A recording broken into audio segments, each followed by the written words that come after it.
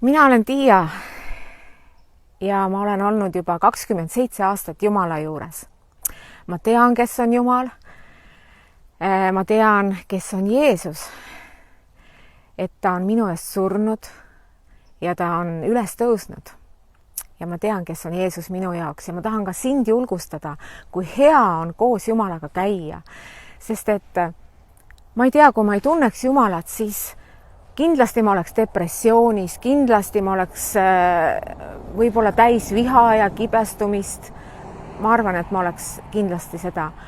Aga nüüd, kus ma tunnen Jumalat ja mul on sellised probleeme tuleb ikka elus alati ette.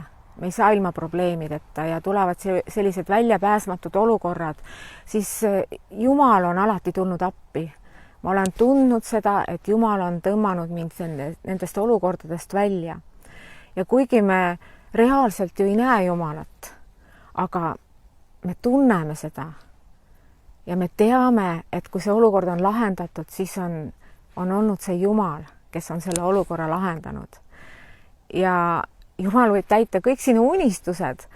Mõnikord sa unistad midagi suurelt, mis võib-olla tundub võimatu sinu jaoks, aga siis korraga näed, et see unistus on täitunud ja sa tead, et selle taga on Jumal. Ja kui ma käin kirikus, siis me tuleme seal kõik kokku ja räägime sellest kõigest. Ja ka teised räägivad, mis nemad on kogenud oma elus.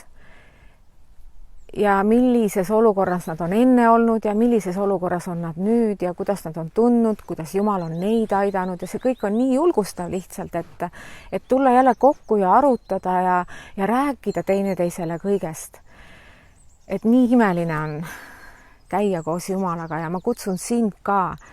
Tule, võta Jumal oma südamesse, et käia koos temaga ja ta lahendab kõik sinu probleemid ja olukorrad ära.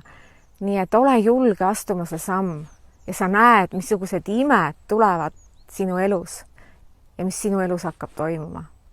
Ole julgustatud.